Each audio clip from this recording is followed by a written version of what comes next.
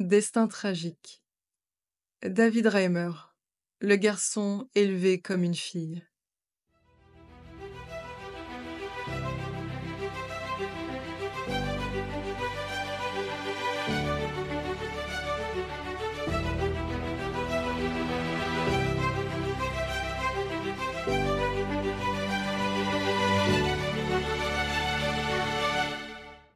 Bienvenue dans ce nouvel épisode de Destin tragique, le podcast qui explore les parcours captivants et souvent tragiques de personnes connues ou inconnues à travers le monde. Aujourd'hui, découvrons l'histoire bouleversante de David Reimer, un Canadien dont la vie a été bouleversée dès ses premiers mois. Suite à une circoncision ratée, David devient le cobaye d'une expérience scientifique controversée sur l'identité de genre.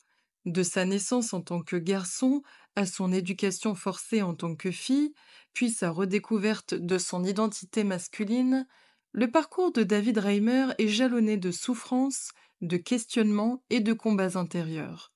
Préparez-vous à être secoués, car l'histoire de David Reimer commence maintenant.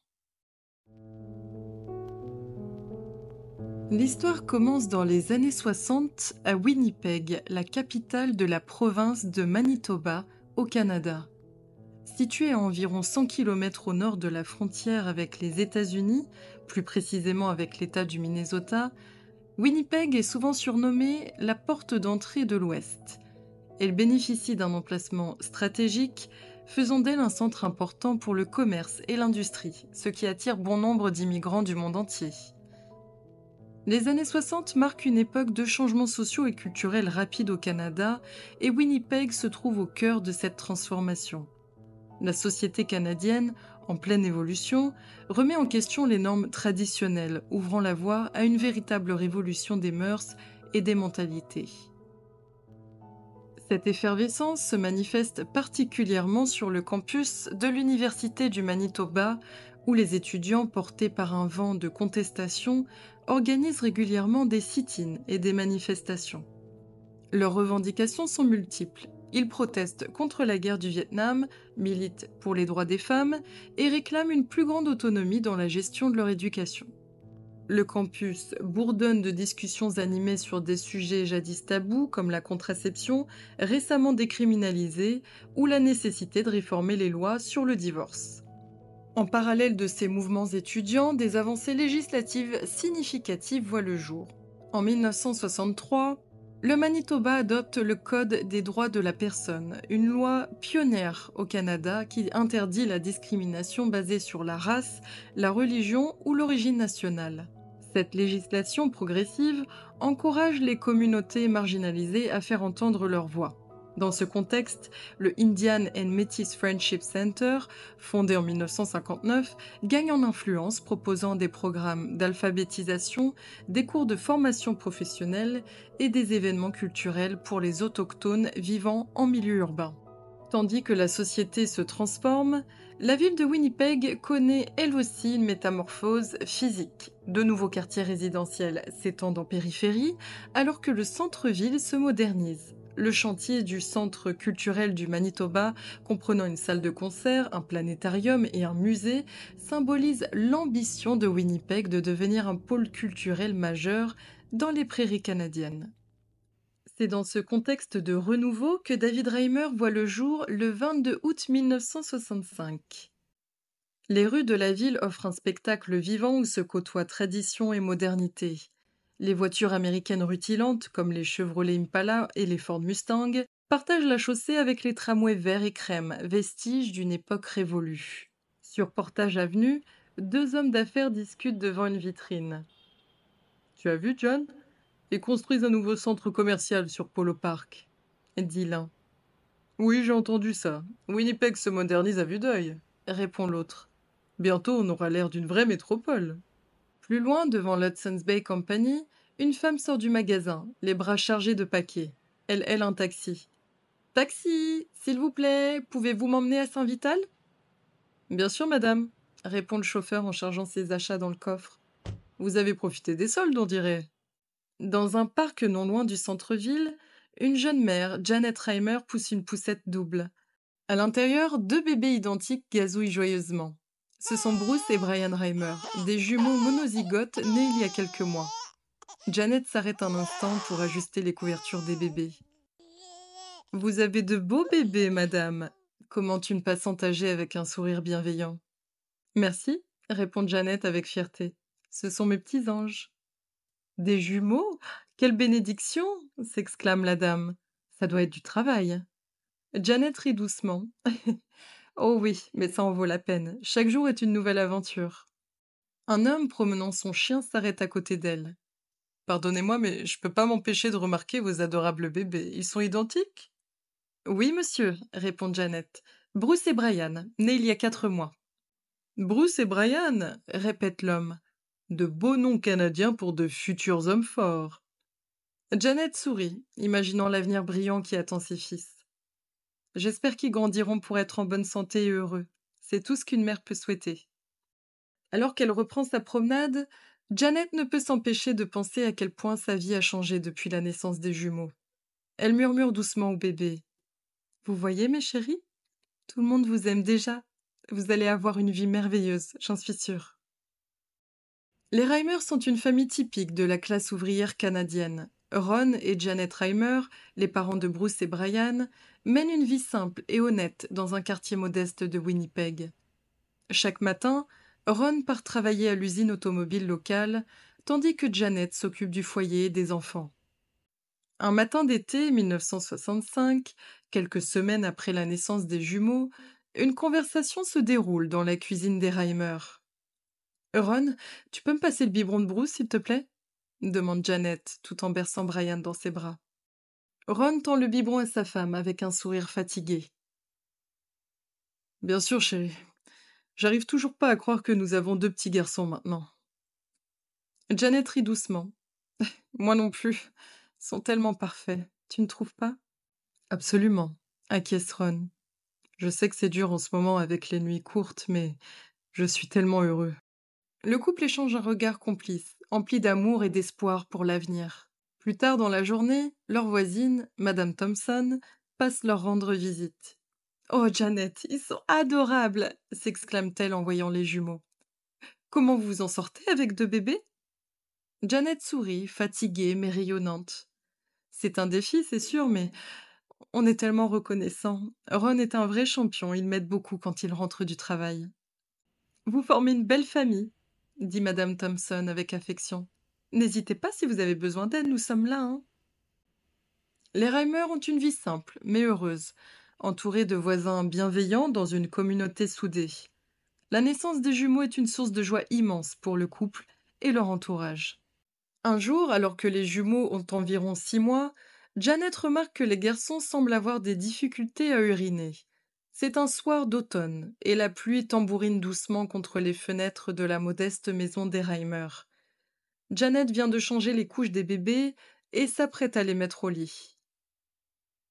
Ron, appelle-t-elle doucement, tu peux venir une minute? Ron, qui lisait le journal dans le salon, se lève et rejoint sa femme dans la chambre des enfants. Qu'est-ce qu'il y a, chérie? Janet, le front plissé d'inquiétude, berce doucement Bruce dans ses bras. Je suis inquiète pour les garçons. Ça fait plusieurs jours que je remarque qu'ils ont l'air d'avoir mal quand ils font pipi. Ron s'approche du berceau où Brian dort paisiblement. T'es sûre? J'ai rien remarqué de particulier. Oui, j'en suis certaine, insiste Janet. Regarde, même maintenant, Bruce grimace quand il urine. C'est pas normal. Ron observe attentivement son fils et constate effectivement une expression de douleur sur son petit visage. Tu as raison, dit-il en passant une main dans ses cheveux. On devrait peut-être les faire examiner. Janet hoche la tête, soulagée que son mari partage son inquiétude. Je pense qu'il faut emmener les garçons chez le médecin. Mieux vaut prévenir que guérir, non? Absolument, acquiesce Ron. Je demanderai un congé au travail demain. On ira voir le docteur Johnson ensemble. Le lendemain matin, les Reimer se rendent au cabinet du docteur Johnson, leur pédiatre de confiance. La salle d'attente est remplie de jouets colorés et d'affiches éducatives sur la santé des enfants. Janet, nerveuse, berce les jumeaux tandis que Ron remplit les formulaires nécessaires. Monsieur et Madame Reimer? Appelle une infirmière souriante. Le docteur Johnson va vous recevoir maintenant. Dans le cabinet du médecin, le docteur Johnson, un homme d'une cinquantaine d'années au visage bienveillant, examine attentivement Bruce et Brian. Alors, qu'est-ce qui vous amène aujourd'hui demande-t-il en auscultant Bruce. Janet explique ses observations des derniers jours. Le docteur Johnson écoute attentivement, hochant la tête de temps en temps. Après un examen approfondi, le médecin se tourne vers les parents, inquiets. Monsieur et Madame Reimer, vos fils souffrent d'une condition appelée phimosis. C'est une situation où le prépuce est trop serré pour être rétracté. Est-ce grave, docteur demande Ron, serrant la main de Janet. Ce n'est pas rare chez les nourrissons, explique le docteur Johnson. Cependant, dans le cas de Bruce et Brian, je recommande une circoncision pour les deux garçons. C'est une procédure de routine qui devrait résoudre le problème. Janet, visiblement inquiète, demande une opération? N'y a-t-il pas d'autre option? Le docteur Johnson sourit avec compassion. Je comprends votre inquiétude, Madame Reimer, mais je vous assure que c'est la solution la plus efficace. La circoncision est une intervention très courante et sans danger, hein. Vos garçons seront entre de bonnes mains. Ron et Janet échangent un regard. Puis Ron demande quand pourrait-on faire cette opération, docteur? Je peux vous programmer un rendez-vous à l'hôpital pour la semaine prochaine, répond le docteur Johnson. Plus tôt nous le ferons, mieux ce sera pour les garçons. Les Reimer acquiescent, bien qu'avec une certaine appréhension.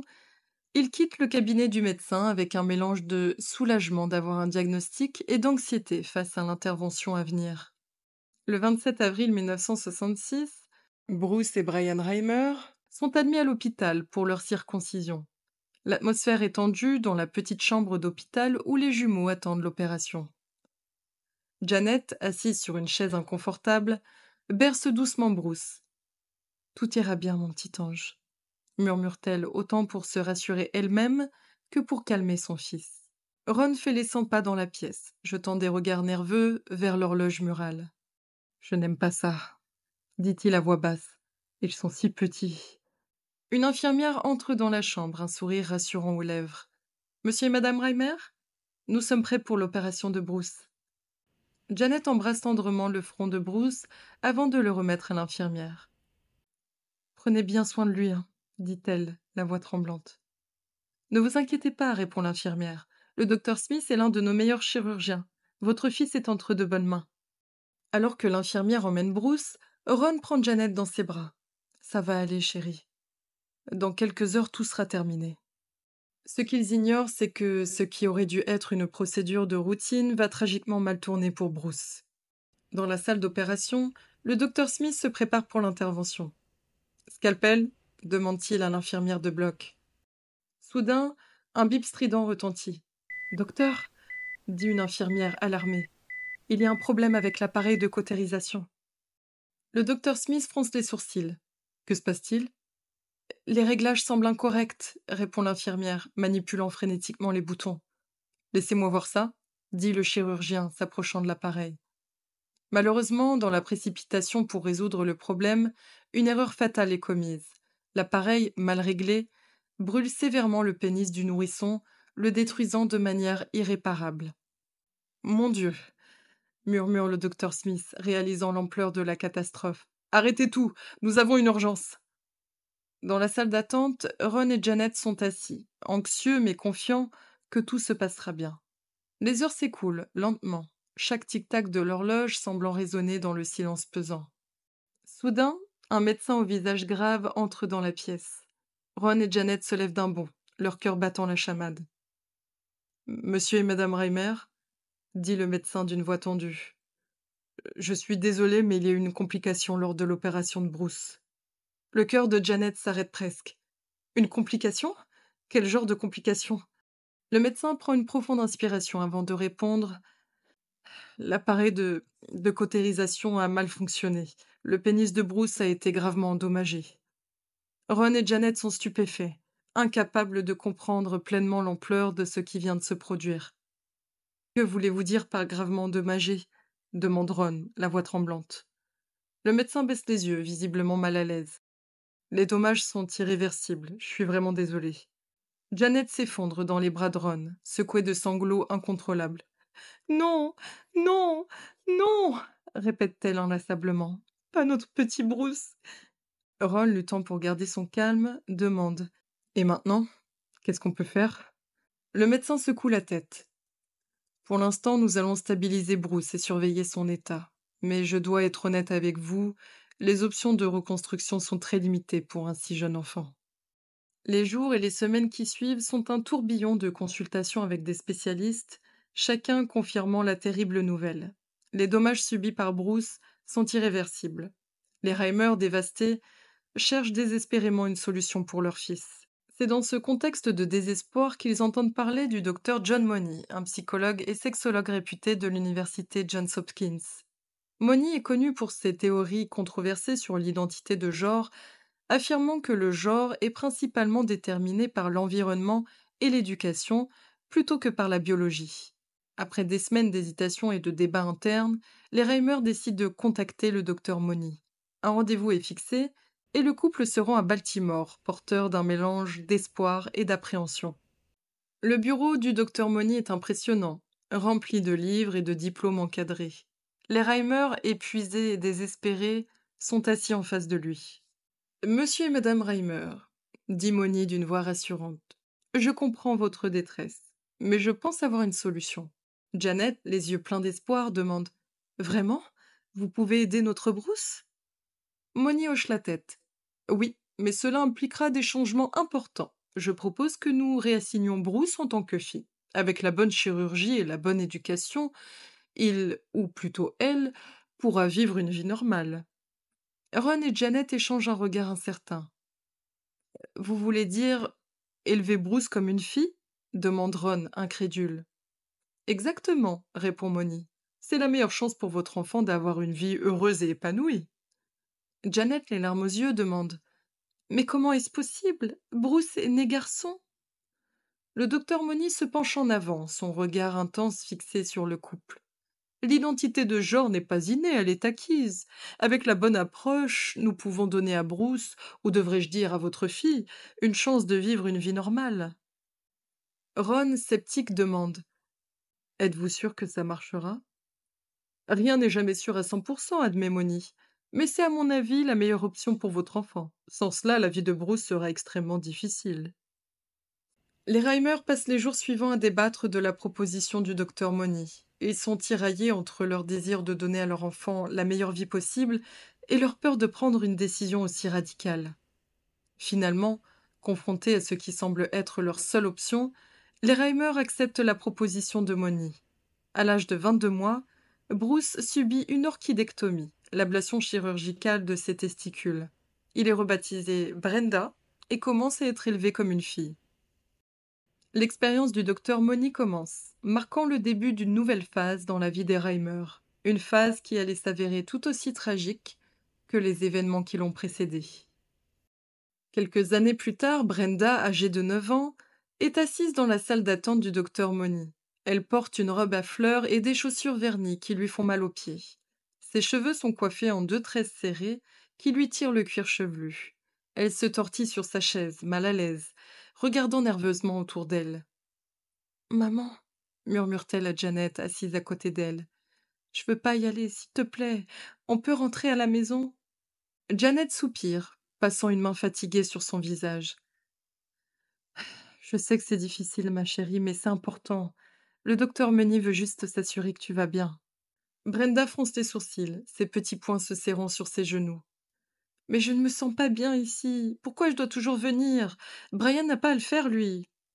Janet hésite, cherchant ses mots. C'est c'est différent pour toi, Brenda. Le docteur Money t'aide à grandir en bonne santé.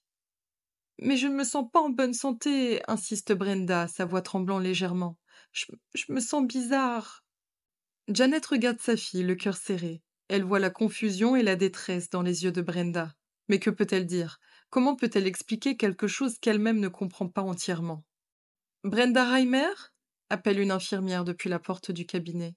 Brenda sursaute, son visage pâlissant visiblement. Janet se lève et tend la main à sa fille. Allez, ma chérie, ça va aller. Je serai juste à côté. Brenda prend la main de sa mère à contre-cœur et se lève. Alors qu'elle s'approche de la porte, Brenda ralentit, tirant légèrement sur la main de Janet. Maman, chuchote-t-elle, et si je lui disais que je ne me sens pas comme une fille, que je préfère jouer avec les jouets de Brian et que je déteste porter des robes? Janet s'arrête net, regardant sa fille avec un mélange de surprise et d'inquiétude. Oh, Brenda, dit-elle doucement, s'agenouillant pour être au niveau des yeux de sa fille. Tu, tu te sens vraiment comme ça? Brenda hoche la tête, les larmes aux yeux. Tout le temps, maman. Je ne sais pas pourquoi, mais c'est comme ça, je suis désolée. Janet prend une profonde inspiration, luttant contre ses propres larmes. Tu n'as pas à être désolée, mon cœur. Ce n'est pas de ta faute. Écoute, on va parler au docteur Moni de ça, d'accord? Il saura quoi faire. Mais au fond d'elle-même, Janet sent une vague de doute et de peur. Et si toute cette expérience était une erreur? Et si le docteur Moni avait tort? Elles entrent dans le cabinet, Brenda serrant fort la main de sa mère. Le docteur Moni les accueille avec un sourire qui ne parvient pas à rassurer Brenda. Ah, Brenda, comment vas-tu aujourd'hui? Brenda regarde sa mère, puis le médecin. Et dans un moment de courage, elle décide de dire la vérité. Docteur Moni, je me sens pas comme une fille. Je pense que quelque chose ne va pas chez moi. Le sourire du docteur Moni vacille un instant, mais il se reprend instantanément. Oh, Brenda, c'est tout à fait normal d'avoir des doutes à ton âge. Toutes les jeunes filles passent par là. Allez, viens, on va en parler. Alors que Brenda suit le médecin dans la salle d'examen, elle jette un dernier regard à sa mère. Janet lui fait un sourire encourageant, mais ses yeux sont remplis d'inquiétude. Cette visite marque un tournant dans la vie de Brenda. Malgré ses efforts pour exprimer son malaise, le docteur Moni continue d'insister sur le fait qu'elle est une fille et que ses sentiments sont normaux. Mais pour Brenda, c'est le début d'une longue période de confusion et de dépression qui va s'aggraver au fil des années. À l'adolescence, la situation devient intenable. Brenda, maintenant âgée de 13 ans, souffre de dépression sévère et a des pensées suicidaires. Un soir, après une journée particulièrement difficile à l'école, où elle a été victime de moqueries, elle s'enferme dans sa chambre. Ron, inquiet du silence inhabituel, frappe doucement à la porte. Brenda, tout va bien, ma chérie? N'obtenant pas de réponse, il ouvre lentement la porte. Il trouve Brenda recroquevillée sur son lit, sanglotant silencieusement. Oh, Brenda, soupire-t-il, s'asseyant au bord du lit et posant une main sur l'épaule de sa fille. Papa, murmure Brenda entre deux sanglots. Je peux plus continuer comme ça. Je ne suis pas celle que tout le monde veut que je sois. Je pense souvent à mourir. Ces mots glacent le sang de Ron. Il échange un regard avec Janet, qui se tient dans l'embrasure de la porte, les larmes aux yeux. Brenda, ma chérie, dit Ron d'une voix tremblante, il y a quelque chose que ta mère et moi devons te dire, quelque chose que nous aurions dû te dire il y a longtemps. Et c'est ainsi qu'à l'âge de 13 ans, Brenda apprend enfin la vérité sur son passé. La révélation est à la fois un choc et un soulagement. Vous voulez dire que je suis née garçon? Demande Brenda, les yeux écarquillés. Janet hoche la tête, pleurant ouvertement maintenant. Oui, mon chéri, tu t'appelais Bruce. Nous pensions faire ce qu'il y avait de mieux pour toi. Brenda reste silencieuse, un long moment, assimilant cette information. Puis lentement, un sentiment de compréhension et de soulagement commence à l'envahir. Ça explique tellement de choses, murmure-t-elle. Je ne suis pas folle, je ne suis pas brisée, je suis juste moi. Ron prend la main de sa fille, ou plutôt de son fils. Que veux-tu faire maintenant? Sans hésitation, Brenda répond. Je veux être qui je suis vraiment. Je veux être un garçon. C'est ainsi que Brenda redevient lui. Il s'appelle désormais David. Les mois qui suivent sont une période de transition intense. David commence un traitement hormonal masculin et subit plusieurs chirurgies de reconstruction. Un jour, quelques semaines après le début de sa transition, David se tient devant le miroir de la salle de bain. Ses cheveux sont coupés courts et il porte un t-shirt et un jean. Pour la première fois de sa vie, il se sent en accord avec son reflet. C'est moi, murmure-t-il, un mélange de soulagement et d'appréhension dans la voix. C'est qui je suis vraiment? Sa mère, qui passe devant sa chambre, ne peut s'empêcher de dire Tu es beau, mon fils. David se tourne vers elle, un petit sourire aux lèvres. Merci, maman. Pour la première fois de ma vie, je me sens moi. Janet s'approche et prend son fils dans ses bras. Je suis tellement désolée, David, pour tout ce que tu as dû traverser. David serre sa mère fort contre lui. Ce n'est pas de votre faute, maman. Vous avez fait ce que vous pensiez être le mieux. Maintenant, on peut aller de l'avant, ensemble. Malgré ce nouveau départ, les années de confusion et de traumatisme ont laissé des cicatrices profondes chez David Reimer. Sa transition vers une identité masculine a été difficile et complexe. David a lutté contre une dépression sévère et des problèmes relationnels tout au long de sa vie d'adulte. Après avoir repris son identité masculine, David a dû réapprendre à vivre en tant qu'homme. Il a suivi un traitement hormonal à base de testostérone et subi plusieurs chirurgies reconstructives pour tenter de retrouver une apparence masculine. Cependant, ces interventions n'ont jamais pu complètement effacer les effets physiques et psychologiques de son passé. Sur le plan professionnel, David a travaillé dans une usine de découpe de viande, un emploi qui correspondait à son désir de prouver sa masculinité.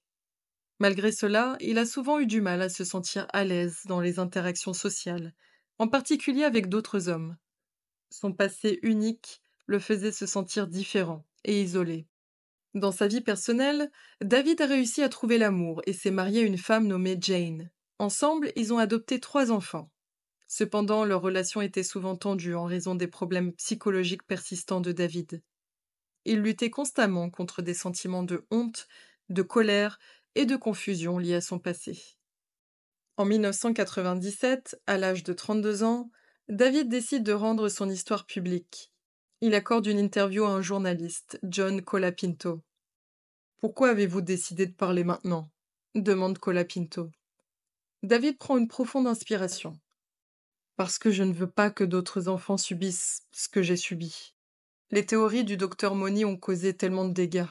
Il faut que les gens sachent la vérité. Et quelle est cette vérité selon vous? Que l'identité de genre n'est pas quelque chose qu'on peut imposer ou changer à volonté, répond David avec conviction. C'est quelque chose de profondément ancré en nous. On ne peut pas forcer un garçon à être une fille ou vice-versa, simplement en l'habillant différemment ou en lui donnant certains jouets. L'interview de David a un impact énorme. Elle suscite un débat public sur les questions d'identité de genre et d'éthique médicale. De nombreux experts remettent en question les théories du docteur Moni et les pratiques de réassignation sexuelle précoce pour les enfants intersexes. Malheureusement, les démons intérieurs de David n'ont jamais vraiment cessé de le tourmenter. Il a continué à lutter contre la dépression et les pensées suicidaires. La perte de son emploi suivie de la séparation d'avec sa femme ont exacerbé ses problèmes de santé mentale. Tragiquement, le 4 mai 2004, à l'âge de 38 ans, David met fin à ses jours, 2 jours après que sa femme lui a demandé le divorce. L'histoire de David Reimer reste un témoignage poignant des conséquences dévastatrices que peuvent avoir des interventions médicales et psychologiques non éthiques sur la vie d'un individu. Son courage de partager son expérience a contribué à remettre en question les théories sur la malléabilité du genre et à soulever des questions importantes sur le consentement et l'éthique des expériences sur les enfants. Comme le disait François Rabelais, écrivain français de la Renaissance, la science sans conscience n'est que ruine de l'âme.